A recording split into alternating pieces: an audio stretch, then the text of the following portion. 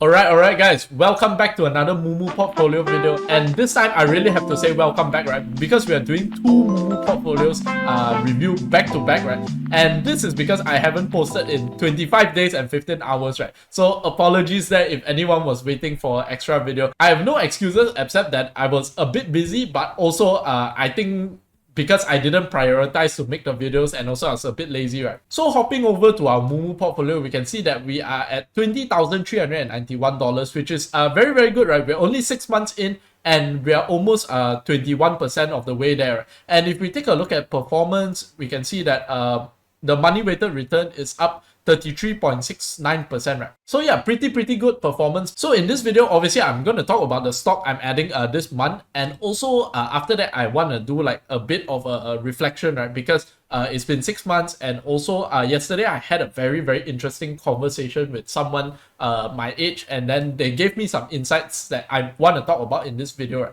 So in this month, I think I'm just going to add JD.com for the sake of simplicity, right? Because you can see among the whole portfolio, actually JD.com is the only one that's negative, right? So in my opinion, I'm adding to it because I don't believe the price is tracking the fundamentals, right? JD.com is now trading at about 8.5 times earnings, and their buybacks are about 10% of the company a year, right? So I think I can at least expect 10% returns from JD.com, right? Even if they don't grow revenue. So yeah, I think a lot of people would expect me, oh, every month I'm gonna add a new ticker in my Moomoo portfolio, then I end up with 100 stocks, right? That's not something I want to do, right? I want to keep this portfolio at a 10 to 15 stocks kind of way, right? Because I don't think anyone can really manage a portfolio with like 50 stocks or something unless you have like analysts under you or something, right? Which this is just a normal portfolio, so I'm just going to try to keep it from 10 to 15 stocks, right? Enough diversification where I think if you make a mistake, your whole portfolio doesn't go to zero,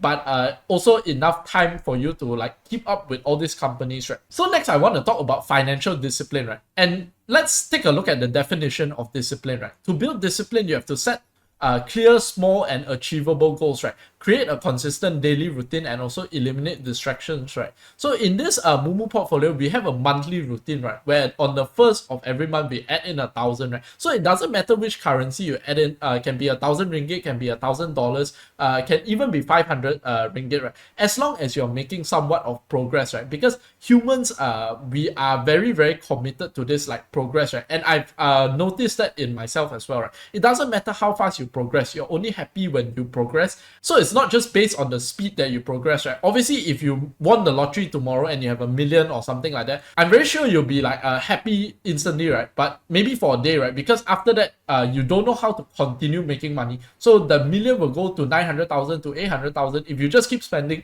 and then you'll feel very depressed, right? For some reason, that's how the human mind works.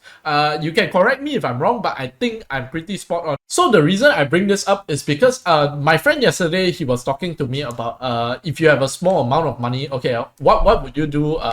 You know, does it even make a difference to invest? And you can see that most of the portfolio comes from actually our investment, right? Not really our gains, right? Our gains are obviously through the roof, right?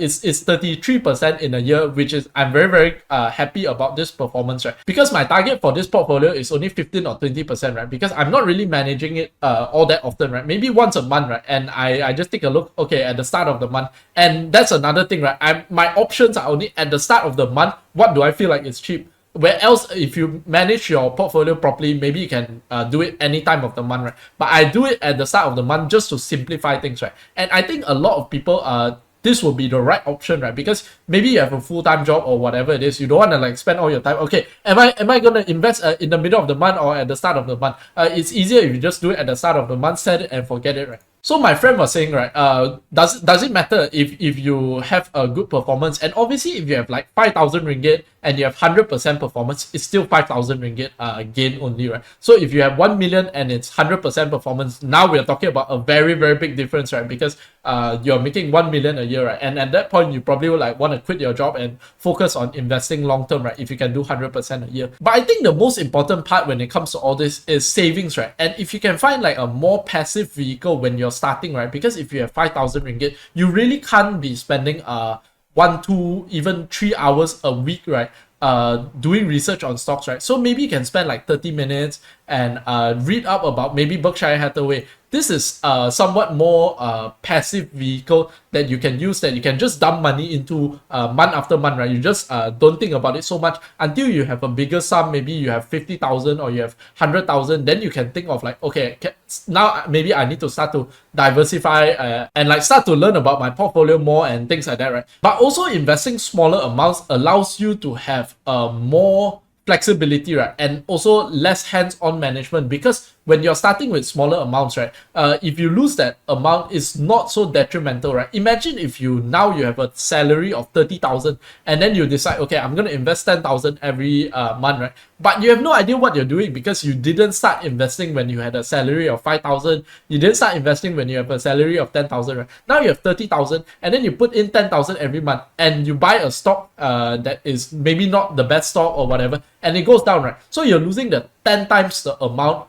than if you would have just used 1,000, right? And maybe if you just use 1,000 ringgit every month to invest, then you would have learned that, okay, maybe this stock is not the best stock to put in. I can't go all in to one stock if I have a portfolio of 100,000, something like that, right? Maybe you learn all these things along the way, and the journey helps you avoid all these pitfalls that you might lose a lot of money on if you just started with a huge amount, right? Because that's why some people can squander away huge inheritances, right? Because they never managed money before, and then suddenly you have to manage your own money. Then they just go nuts, right? Because they never experienced like all the ups and downs of the market before, and then maybe they don't know how to manage their money and things like that. So I think that's a very, very important point that I wanted to get across, right? And you can see that this is nothing to scoff at, right? Because let's imagine that your salary is 5,000 ringgit, right? We are talking about a gain of nearly your whole 1 month salary, right?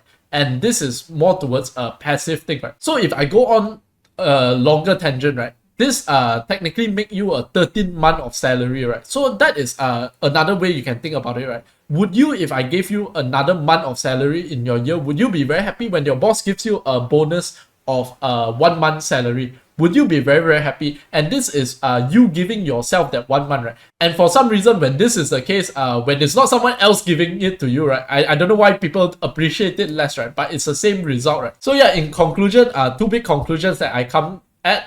First of all, you have to start investing now, right? Because everyone is wondering what's the perfect time to invest, and what's the perfect stock to buy. There's no such thing, right? Because even in the Moomoo portfolio, remember that we dumped $10,000 all of the initial capital into the market during March, right? And that was during the crash, right? Right before Trump came up with his tariffs and just dumped the whole market down to Valhalla, right? And if we just waited for another month, yeah, we could have gotten a better return. But sometimes you have to ask yourself the question, which is like, if you're going to say, I'm going to wait another month, during April, would you have the guts to dump all the money in? So for me, for this portfolio, I wasn't thinking, oh, how do I time the market perfectly, right? Because honestly, everyone is trying to time the market perfectly, right? But there's no such thing, right? It's much easier for you to just add 1,000 in every month and then see, okay, what is it I want to buy? If you have 1,000 ringgit, maybe you just buy some Berkshire. Obviously, you can't buy this stock, right? You have to buy another one. Maybe if you have $1,000, you can buy 2 of these shares. Every month, you know, just accumulate some savings, right? Because everything is getting so expensive, inflation is getting out of control. So a lot of people are just thinking that it's a given that you get to retire, right? But I can tell you, from my personal experience, I've seen a lot of people, maybe at like age 60 already, they're still working, right? Not because they want to, but because they have to, right? It's another case if you want to, right? Because if you're 60, you have financial freedom, and then you think that, oh, if I don't work, I'm very bored. Okay, that's a lot of people, right? Look at Warren Buffett. He's worked until he's 90 something, right? But if you are forced to, I think you'll become very bitter, right? Where did I go wrong in life, right? You ask yourself, because I'm 60, I don't get to spend time with my family, I don't get to spend time with my children, you know, I still have to wake up Monday to Friday, still work, right? And you'll ask yourself, you know, how long can I continue to do this? And I think that's a very depressing place to be if you're 60, right? So yeah, that's about all I wanted to share today. If you did enjoy the video, do help me smash up the like button, hit subscribe, and also hit the bell button. With that being said, have a fantastic day ahead, and peace out.